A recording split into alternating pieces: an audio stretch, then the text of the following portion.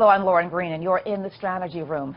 In a sign, Bernie Sanders' campaign could spur some changes. After all, the California Democratic Party, the largest state branch in the country, has formally called for an end to superdelegates and other major changes in the primary process.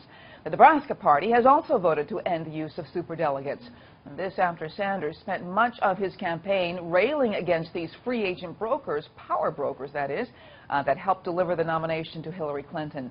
Will other states follow? And will the National Party listen? Here with analysis are Democratic strategist Basil Smikle Jr. and columnist for the Fiscal Times, Liz Peek. Welcome to you both.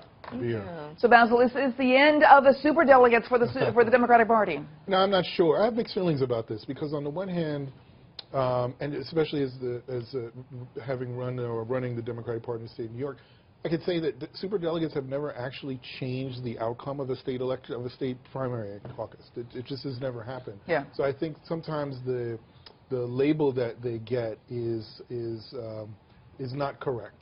I also read today an article about the Congressional Black Caucus having concerns about this because the question is, do you have now congressional members running against their constituents to be delegates, number one, and number two, does this somehow erode or dilute some of the African Americans to be delegates? So I do have questions about it. I'm sure that there are going to be more states that take this up over time, but it's a longer conversation. Maybe, certainly not something that will be decided in July, but maybe in the next 4 years. Well, you know, Liz, on the surface, it seems almost like a knee-jerk reaction brought on by the Bernie Sanders campaign because, you know, little sour grapes here, you know, because Hillary had all the superdelegates. But is that the case, or do they think that the way the GOP does it is better? Well, I think that what Bernie Sanders says is that for 400 delegates to be committed essentially 8 months before any votes are cast, I totally agree with him. It seems to me like an almost insurmountable force if it is totally goes in one direction, which it did in this election, to anyone who is going to challenge the front runner. Look, this is part of a negotiation, in my view. You have Sanders, who the Democrats want very much to be out there campaigning for Senate races and for Hillary Clinton. On the other hand, Sanders still has some clout, and he's enjoying that clout. He wants a bunch of things to happen. The elimination of the superdelegates is one thing. He also wants to get rid of Debbie Wasserman-Schultz, and, you know, that's going to be something that's probably less likely to happen. So it's a give and take, and I think we're going to see some of Sanders' items on a progressive agenda come through on the platform. Again, it's going to be a negotiation, but I kind of agree with him that the superdelegate thing does not look good. He made an issue of it, and now I think the states are very reasonably looking at it and saying, yeah, we don't want this to look fixed, and that's what Sanders has said. But Basil, that brings up the question, if Bernie Sanders hadn't been here, would we even be having this conversation about superdelegates? Not really, and I'll tell you, because superdelegates actually they don't have to make a decision at all. And we saw Elizabeth Warren, she's a superdelegate. She didn't make a choice until very recently. If you think about James Clyburn in South Carolina, who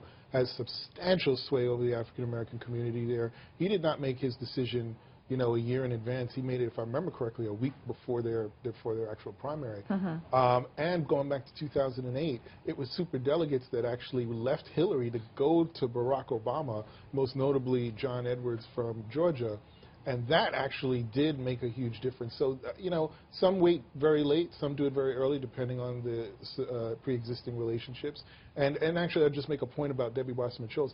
What's also interesting about these reforms is Debbie will probably be gone with a new administration anyway, because new presidents generally bring in their new staff. What's interesting to me is that he's challenging her in her primary in her state. He's supporting a challenger to Debbie in his primary. That's just he's mad. And that to me is. Well, that brings up, you know, Liz. I mean, in terms of, you know, what's going to play out at the convention. Are the superdelegates going to have their say? It's like, I'm sorry, you've been talking about us for so long. Now let's have our say, and let's figure out where we're going to be with I don't see them being a potent force at the convention, and nor need they be. I mean, it's all done, right? I mean, there's great excitement on the left when Barack Obama endorses Hillary Clinton. She's the nominee of the Democratic Party. All of the major Democrats are going to support Hillary Clinton. So I don't think that's going to be a big issue. I think again, I think that what is going to be very fascinating is to watch how the platform is impacted by Bernie Sanders, because there are some issues such as our posture versus Israel, which are very contentious. And Hillary Clinton, I don't think, is going to have 10 seconds patience for ending up with a platform that denounces Israel and tries to take a more even-handed approach. So Sanders isn't done, but I think the Democratic Party is going to make a few concessions and then say, no, you're done. It's over now. All right. I want to thank you so much, Basil and Liz, for being here. And for complete coverage of the 2016 election, go to foxnews.com. I'm Lauren Green, and thanks for watching.